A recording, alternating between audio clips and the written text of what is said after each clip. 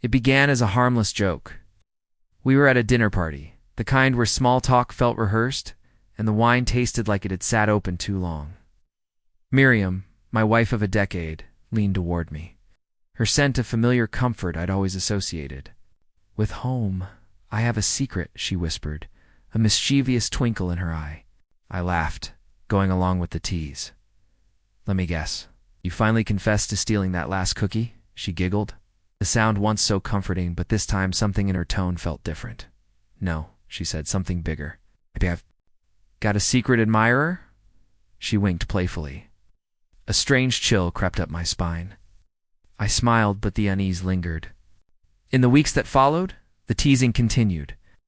A sly remark here, a coy smile there. She began avoiding direct answers when I asked about her day.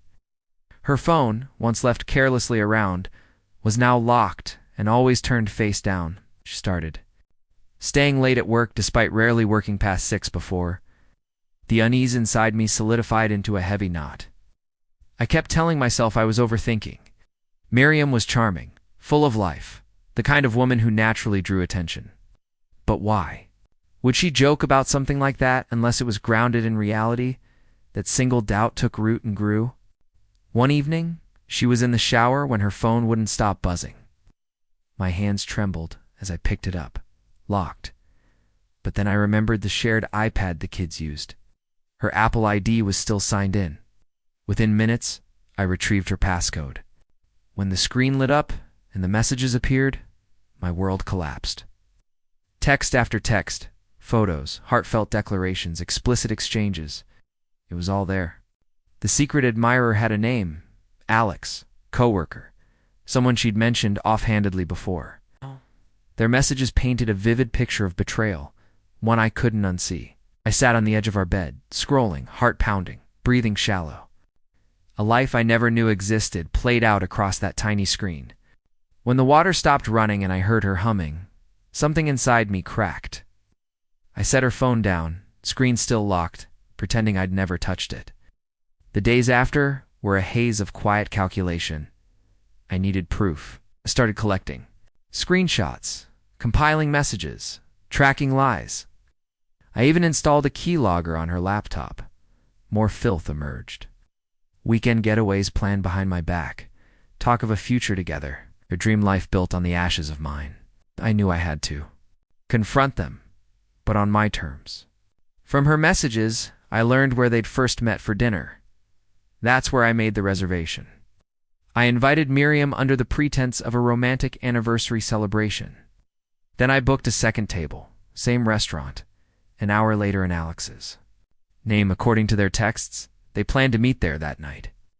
She dressed up for the occasion, radiating joy I knew wasn't for me. At the restaurant, I acted the part, smiling, listening, pretending to be enchanted. My stomach churned.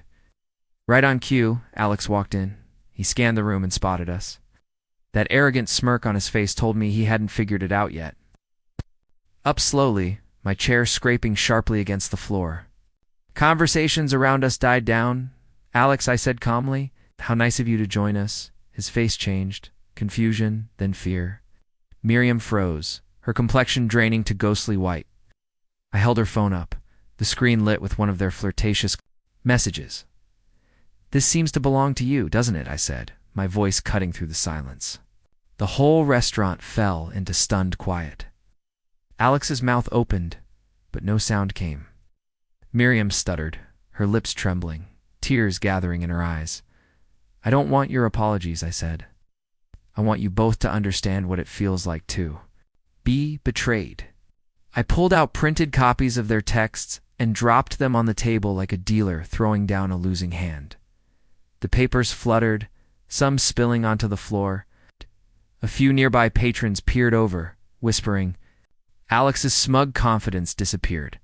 His face turned gray. Miriam's tears came fast now, sobs shaking her frame. Turning to him, I said, "You knew she was married? You didn't care.